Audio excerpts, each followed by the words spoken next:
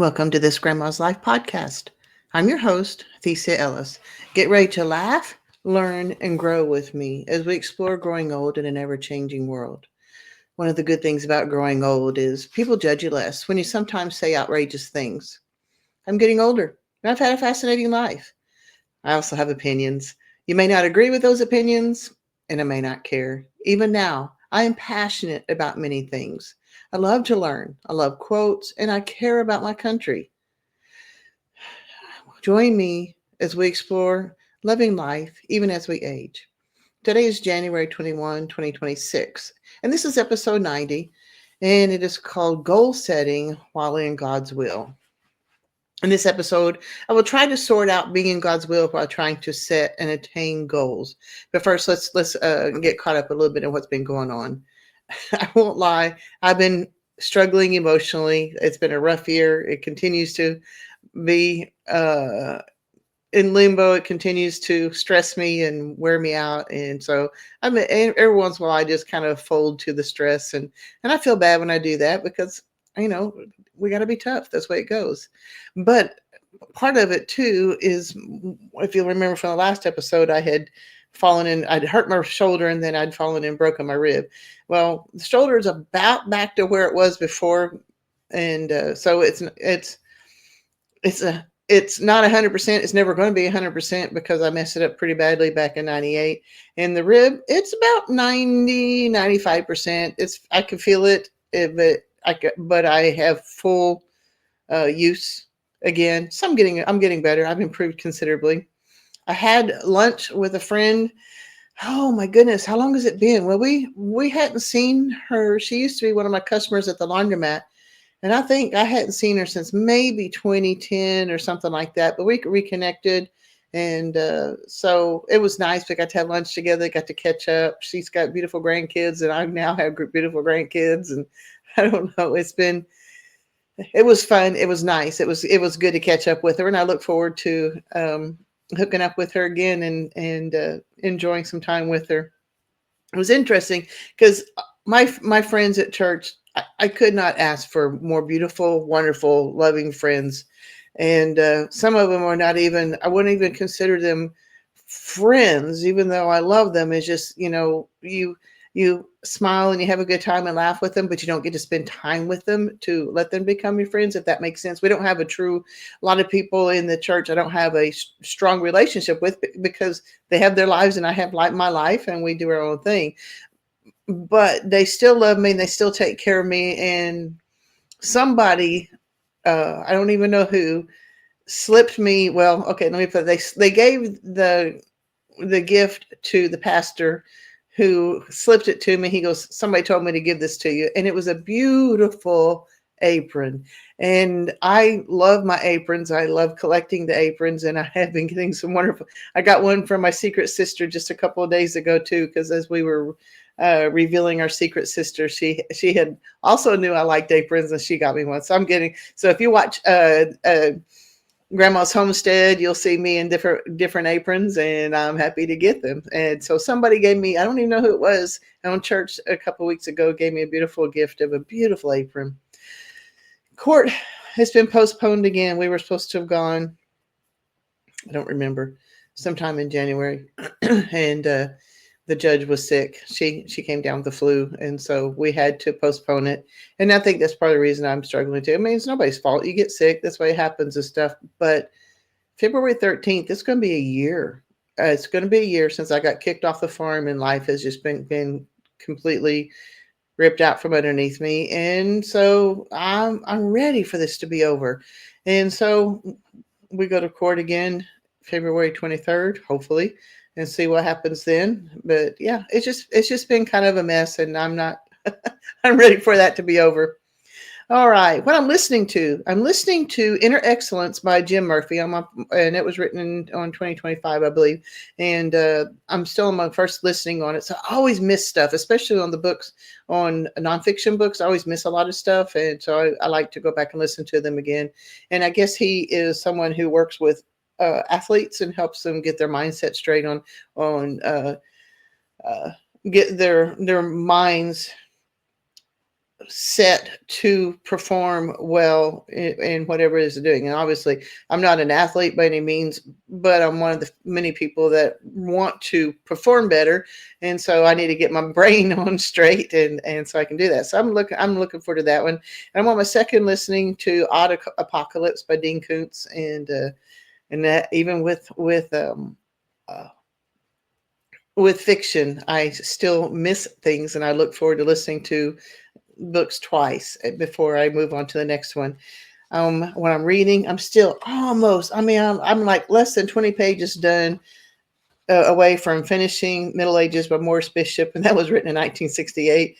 And then, but I am also reading on my fiction book is The Night Window by Dean Koontz. It's part of the Jane Hawk series, and that was written in 2019. All right, my quote of the week is the most effective way to live reasonably is every morning make a plan of one's day and every night to examine the results obtained.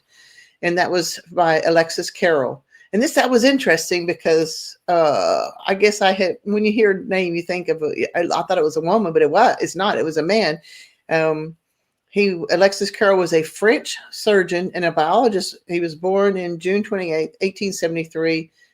This is French. Saint-Foy-les-Lyons, French. I don't know. Saint-Foy-les-Lyons, Lyon, France. Okay. He spent most of his scientific career in the United States inventing the first perfusion pump with Charles Lindbergh.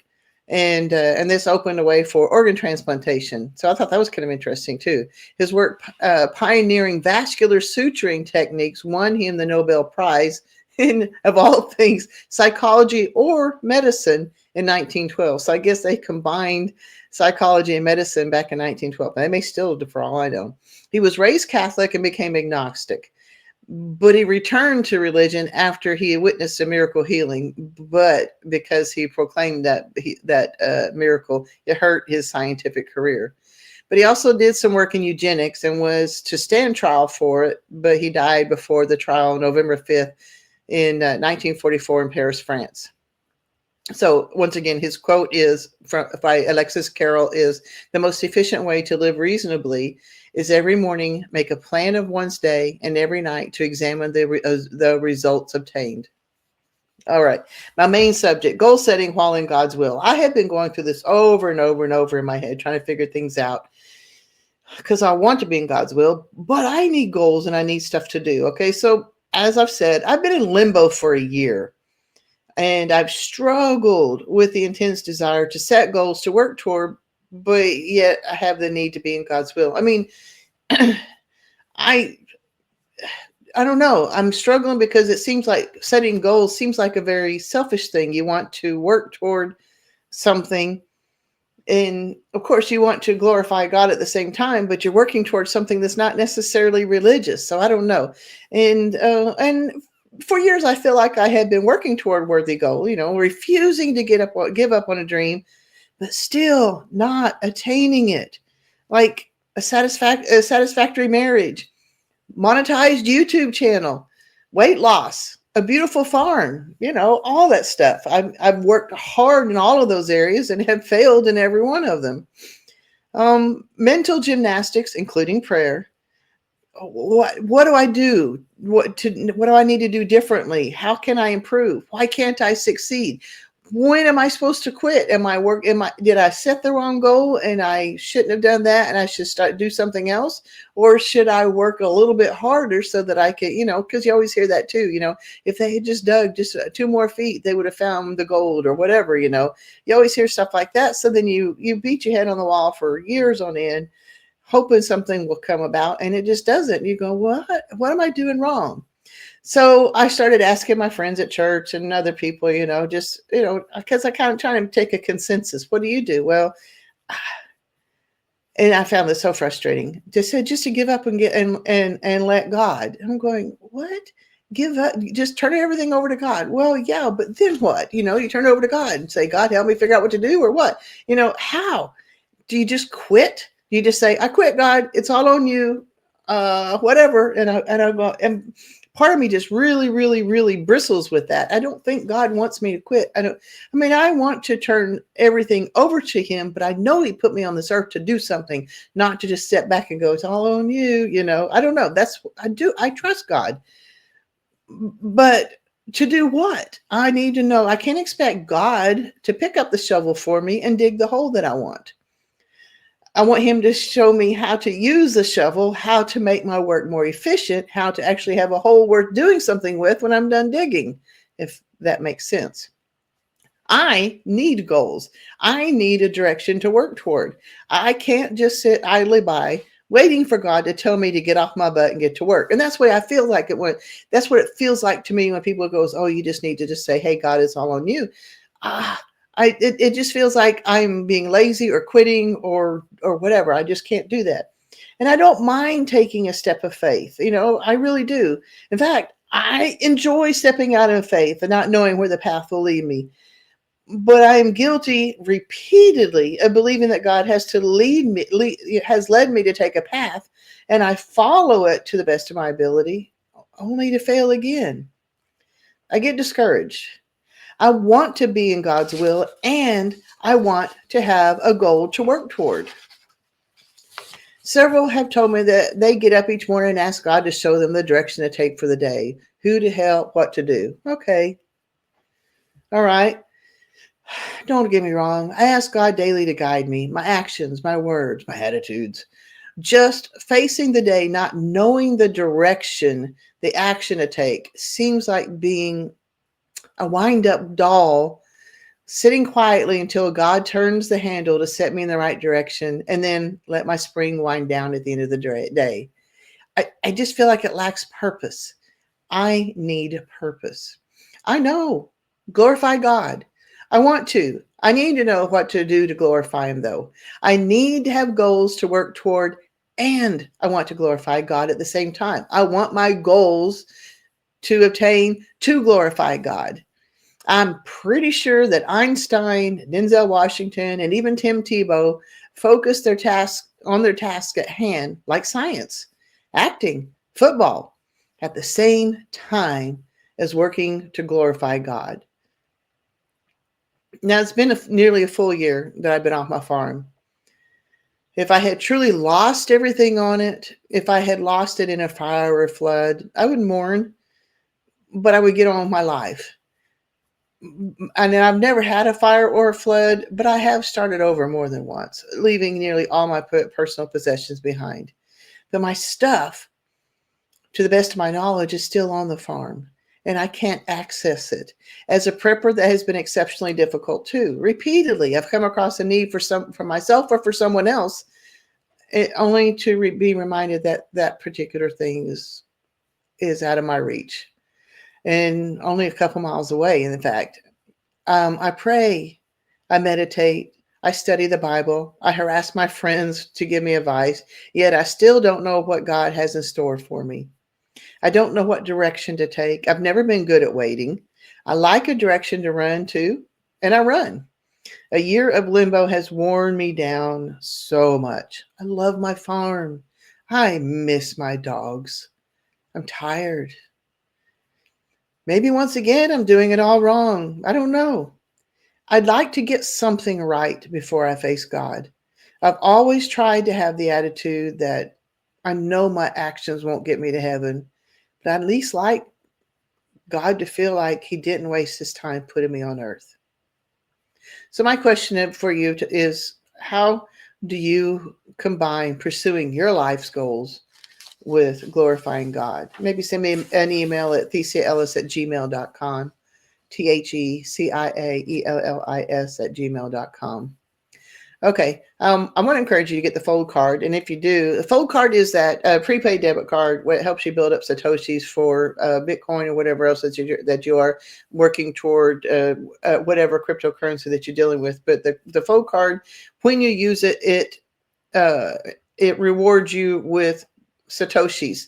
And it adds up as you buy stuff. I mean, they even got stuff where you could pay bills for some of the things that you do, particularly if you're eating out, you get a higher percentage rate back of cryptocurrency and stuff too. And it doesn't cost you anything. extra. You're just doing a prepaid debit card, buying stuff that you would pay, and then it helps you. Um, it's a type of savings account, I guess that's what you could say. But if you do that, go to my link below and use that. So maybe it can help me just a little bit too. Okay. I'd appreciate if you give me a 5-star review and tell others about this podcast. Also, I can be found. There's several places that I'm on right now, and I'm going to tell you about TikTok tonight. I try almost every day to do a quote of the day, and I do a scripture of the day. And even now, I'm starting to do it. And I've said it's on for my Patreon because it goes on to my Patreon, but I'm also putting them out on places like TikTok and other places so that you can find it because that's on free. So maybe you'll go to Patreon and do the stuff that you pay for. And so that's what I got there for TikTok. All right, guys. I don't know. Maybe you got some information that you could give me toward this that would help me. I don't know. Maybe so, maybe not. But that's all I got for you today. I do want to remind you, regardless, live until you die. This is all we've got. We will meet God one day, and we're going to have to make an accounting for our lives. And I don't want my life to be one of failure or of one of where I sat and watched television my whole life. I want to be on this earth to do my very best for God and to glorify Him in everything that I do. I don't know, but live. All right, guys? God bless. I'll see you next time.